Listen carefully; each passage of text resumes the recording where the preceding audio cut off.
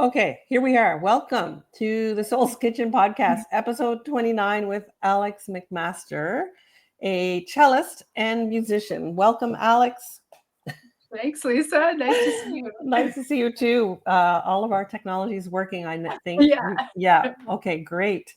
So on the Soul's Kitchen podcast, I'm loving to have conversations with people who are living their soul's purpose and desire. And I know that, well, yes, you are a cellist, but you've been a musician your whole life. So like, how did you make that into your life to make your living this way? I mean, it's how did I make it into my living? It's just one of those weird things where you just so I started playing cello when I was 5. What brought you to the cello at 5? Because that's not an instrument most 5-year-olds would pick. Okay, so like maybe the ukulele or the recorder, you know what I mean? Well, there was a kid in my kindergarten class who came in for show and tell and played the violin. And the funny part of that story is that kid, his name was John Showman, and he is one of Canada's top bluegrass fiddle players. But at the time, our 5-year-old selves, I just thought this was the coolest thing. So I went home and I told my parents I wanted to play the violin. And so my mom actually had been never professional, but she played cello her whole life, at a reasonably high level, played amateur orchestras. Okay. And she didn't even say, she just said, great. They were waiting for me to express an interest in something. And she took me to the store to set me up, get a rental violin or whatever. And I was quite, I think I was the tallest kid in my class at the time. And the guy just took one look at me and said, you might want to try her on the cello. She got big hands. Of course, my mom was like, "Hey!" Right. Okay. And I mean, it's funny how things work out because you may know this. I think instruments have personalities. People who play instruments have personalities that go with an instrument, and I definitely don't actually feel like a violinist. I would say. Now that I know that story and knowing you, I can't picture you playing the violin. But right, So, but that's how it came about. So, played the cello, started young. A couple of years later, started playing the piano as well. And then in junior high school, like a lot of kids, was part of a band program, started playing the saxophone. And then, as an adult, and I always sang in choirs and stuff, but then as an adult. So you're a multi-instrumentalist then. Okay. I play a few different things. And now I play the trumpet too, just sort of pick that up away. And just, I mean, I know. It's fun. It's the only instrument I can't really, I just don't have the patience to really get good at no, I shouldn't say that. There's lots of instruments, but the guitar. Okay, yeah. Well, interesting from the cello not to want to play the guitar, because I would say the strings for me, I tried to play guitar. I could never get past the hurting, the fingers hurting. The fingers hurting, yeah. So that's not the obstacle. It's just that it's strung so differently. Like cellos, we have 4 strings and they're each a fifth apart, and the guitar is just, it always feels so fiddly, and I can't map it out in my brain. Right. Okay. Cool. And then I went to, my family traveled a lot because of my dad's job. So, and my mom was born and raised in England. So this all led to me spending my high school years in the UK. I went to a boarding school in Southwest England to a music school. Specifically because my parents had been, my dad had been posted to Zimbabwe. And so my family went to live in Zimbabwe, but they thought that I wouldn't get the same level of music education that I was used to. So I went to this music school in England, came back to Canada for university, and then,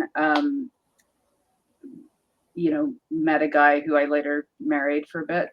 That didn't work out, but he was a singer and a guitar player. And he was like, "Oh, you play the cello, come." And that sort of led into this world where I was going to recording sessions for I didn't know this could happen if you played the cello. And that was the bridge to the sort of rock pop world that eventually, I mean, not, in a couple, I guess, in my early 30s led to me meeting Craig Martin, who founded Classic Albums Live, which is a company that I now work for a lot. So most of the time.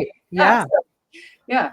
But along the way, played with lots of songwriters, lots of really great Canadian songwriters, and that's kind of how it happened. That's why So would you say, like, you mean as a session musician kind of thing, or just being asked to play like live or in recordings? A little of both. So I mean, I feel like I've done a lot of recordings back in the day for people that's where the relationship began and ended. Like I played on their record, and then over the years also played live with artists like Ron Hawkins from Anna Lowest Below, and Christine Fellows, who's a beautiful songwriter based in Winnipeg, and Lisa Petterson, who is a beautiful songwriter. She's moved more into sort of production and advocacy work now, but for a long time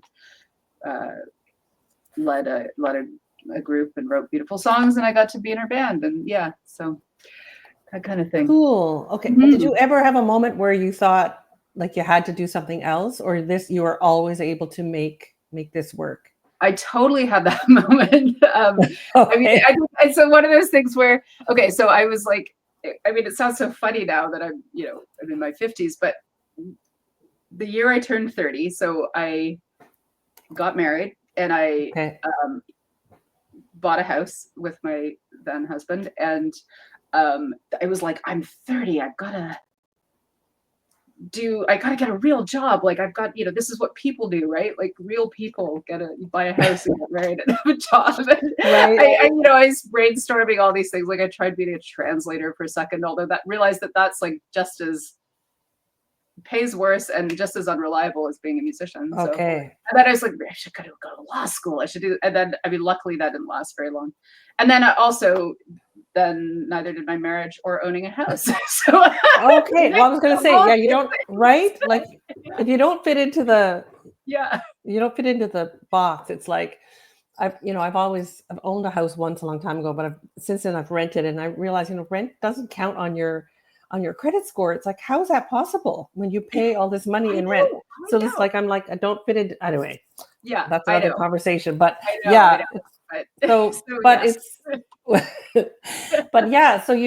you let that go, but everything was working out, and I guess for you, like financially, and I mean, it was a pretty meager existence for a while. Like this was before Toronto rents got crazy, so. It was possible, and I mean, I always taught as well, and that I was always able to make it work, and then the more time I've stayed with it, I mean, I guess it was really serendipitous for me coming in at the beginning of Classic Albums Live, and being able to grow with the company, and means over the years, like every year I do more shows. I do better financially, all these things. So it's now I'm at a point where I feel, I mean, I still couldn't afford to buy a house in Toronto, and who could? And if they can, maybe I should have them on the podcast and ask them how. But it's fun. So you're so just, I mean, I don't know, I feel like your story is, I'm not going to say easy because I know it's not easy, but like you're just sort of followed this path. It's quite inspiring, really. Do you have, what would you say? Go ahead. I was just, I feel like the things, I mean, first of all, I would say that I was,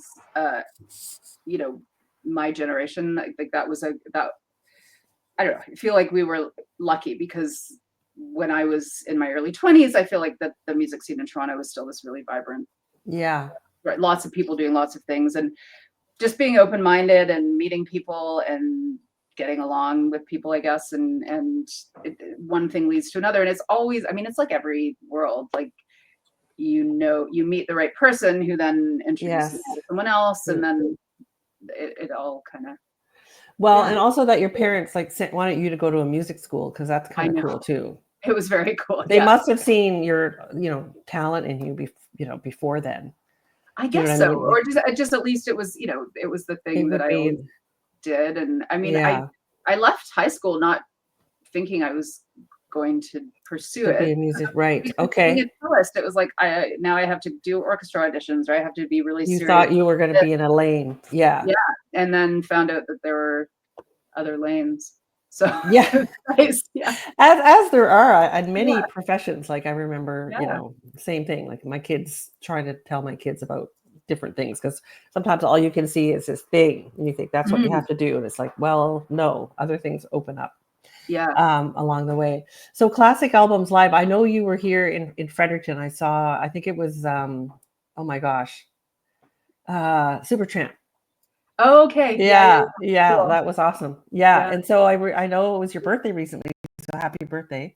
Thank you. Yeah, Was just that I think yesterday. just yesterday? And Yeah. you also announced that you're going with classic albums live to England. Yeah, which is Yeah, really exciting. First time, I mean, the company's developed quite a, a steady touring schedule in Canada and the US, but it's our first time anywhere else. right? So yeah, and I mean, obviously, I'm really excited because I still have a lot of ties there, I and was gonna say, yeah, yeah, going back there. That's um, kind of cool. yeah, really cool. And the last time I toured the UK with I mean, the only time really was with an original band I was in, you know, years ago, um, called the Northern Chorus, and we went over and Okay. did a 2-week tour of the UK.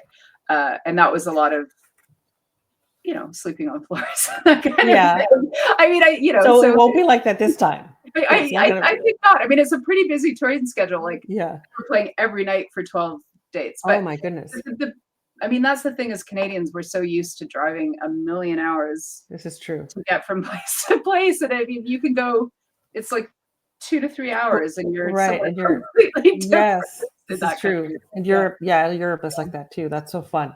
Yeah. So are you still playing like with other people or even just for yourself? Like what does your practice schedule look like? Like what Oh, would it well, take? I mean, it depends. Like the, the, the pandemic was sort of this weird blessing because I mean, I hate saying that because it was so awful for a lot of people, but It was, it was but this time of just going, oh, I can just practice what I want. So I would get up right. every day and we'd go on a walk because we lived by this beautiful ravine, and I we'd come home and I would just play Bach. Like I would just Oh, practice the cello cool. suite, and I just it was the first time in ages I felt like I had all this space to do exactly what I wanted. Because I Right. mean, if I was a different kind of person, like if I was a super type A person, I of course I would be able to do this all in a day, but I'm not like that. So I find as soon as other things start pulling on my time, I Right. find it hard to, yeah, to Yeah. so some days, you'll sit down and I'll just do scales for like 40 minutes or whatever, Right. and some days it's just I don't practice at all. And I feel like lately, it's between the end of year. So I also teach Okay. Right. at a private school in Toronto called UTS, which is a wonderful school. I mean, it's a school for academically gifted kids, but it has an amazing music program. So I get to teach cello there, Right. and the end of year is like I spent last night on my birthday working at the juniors part of the school had their big music night last Okay. night. This huge Fun. undertaking. So I find this time of year is busy with that, and then I'm learning 2 new shows for Cal right now, so I'm very focused on just the learning of material as opposed to Right. So are those both of those shows you're going to England with, or are they different no, shows? different. So yeah, we're going to England with the Beatles' White Album, which is I coincidentally the first show I ever did with was Cal going to say, I feel like you've done 2 that years before. ago. Yeah. But Yeah. the 2 new shows are so we're doing a Bon Jovi show, Slippery When Wet, in early June, and that's the first time the company's ever Bon Jovi. Bon Okay. Jovi. I know. And then at the end of this month, I'm going to the US to do a couple of Dire Straits shows. And that's not the first time the company's done those shows, but it's the first time I've done them. So I'm learning Okay. some new You're stuff. learning that. Oh, wow. So yeah, just trying to internalize and all that So That's so fun. yeah. Wow. Awesome. Yeah. What advice would you give to like a younger musician or young person wanting to make music their path? Their path. Well, I mean, I think being open to things, just even if you have an idea of what, I mean, it's again, like there are people who are so focused and driven, and they know what their path is and they go for it and they succeed Right. because they are like that. But I think a lot of times life leads you in a place, if you're open-minded, to Right. maybe just doing some little left turns here and there. And Yeah. I mean, obviously being really good at what you do, being able Mhm. to get along with people is important. You know. Right. Okay. So Yeah, that makes sense. yeah, you know, you can't be so it's Can't be an asshole. you can't be an asshole. That's it. Yeah. It's my Or at least not podcast, all and the I can time. say that if I want to. Pick your battles. But yeah, Yeah. try not to be an asshole all the time. Yeah. Yeah. And yeah, I guess just be open to stuff. Yeah. Cool. I've got some questions Mhm. that I've asked everybody on the podcast. So I'm going to go ahead and ask you. And I'm sorry, sometimes I say them ahead of time, but we had technical issues, so I kind of Yeah. forgot about it. No Um, problem. so what is a belief you had once that has changed over time? Oh, okay. I mean, I guess the most obvious one, like we're not, not really talking my career path, but I mean, That's okay. I used to believe in God. Okay. So, Okay. well, I was raised in the Anglican church, and the music school I went to was a Church of England thing. So Okay. religion was a part of my childhood, and yeah. Okay. Well, that's good. Yeah. All right. Well, there's that. I know. No, it's good because yeah, that one I'm always like pleasantly surprised at the answers I get with that. Right. You Yeah. know, yeah. What is something that you've done that would make your younger self proud? Oh, okay. Well, I mean, I could say just getting on stage because I was quite a Well, shy kid, but like yeah, that just that's becomes such a huge. part of. Okay, so I could think of a specific thing, and again, this isn't Okay. related to music, but last year, for Will, my partner's birthday, we'd always driven past these signs, treetop trekking, treetop trekking. What's this about? So for his birthday, we're like, Okay. and then it only occurred to me, like after I'd booked it, and I was like, I'm afraid of heights. Why? Like how high are these? Why am I looking at this? You know, Yeah. it's trees. It's not that high. And then it's like, oh, it's only like the maximum height is like, you know, I forget 60. I don't even know if it's meters or feet. Anyway, it's Right. like, oh, that's not Still that high. high. And then Yeah. it was like we're up, and I'm like trying to take a step, and it was. I spent about 45 minutes in like rigid fear walking across Wow. these like rickety kind of paths through the trees, and then had a total meltdown afterwards. But I think my younger self would have just, you did it. Wow. Well, that's amazing. Yeah. So you did do it. Oh my gosh, that's great. Wow. Okay, just two more questions. Yeah. So the title of the podcast is called The Soul's Kitchen because I have a cooking background. Yeah, of course you So do. Yeah. so what would be your ingredient for life be? I mean, it doesn't have to be related to food, but it can be, or it can just be something like a thread, like Okay. an ingredient or something you would say. Like, I don't know if I'm asking the question right. I Yeah, always no, feel, that's, yeah, I think, I mean, this is something I struggle with sometimes, but I just don't try not to take everything too seriously. yeah. Yeah. Well, that makes sense. That's Yeah. good. Yeah. I mean, be focused and be serious and try to do a good job, but try not to. Yeah. Gotcha. So, Okay, cool. And one last question. This is a new one that I've added in the last few. Are you do you eat with a spoon or a fork? I guess fork mostly. Okay. I mean, Okay. And that's purely I eat cereal with a spoon, but everything else with a fork. I eat everything with a spoon, and I'm just like people, and I'm thinking, I even try to eat salad with a spoon if I can. Really? I know it's crazy. I don't know what it is. So I'm curious now because I thought, well, there must be other spoon eaters out there. Are there? So I don't know. I'm going to find them. I got to find them. That's hilarious. So I'm asking that question purely on selfish. Nice. Yeah. So, okay, fork. That's okay. Yeah. Or like I know in Thailand they eat with a spoon and a fork, and I kind of like that combination better than a spoon and a knife. But yeah. Anyway, just curious. So, well, Alex, thank you so much for taking the time and talking to me today about your. I love that you're a musician, and that's been your thread in your whole life, and it's pretty inspiring. So thank you. I've been lucky. Too, so, well, you've worked hard. You've worked hard at it too. But it feels like you're in the right. You're in the pocket. I'm in the pocket. Yeah. Yeah. Awesome. Yeah. Okay. Thank you so much. Thanks, Lisa. All right.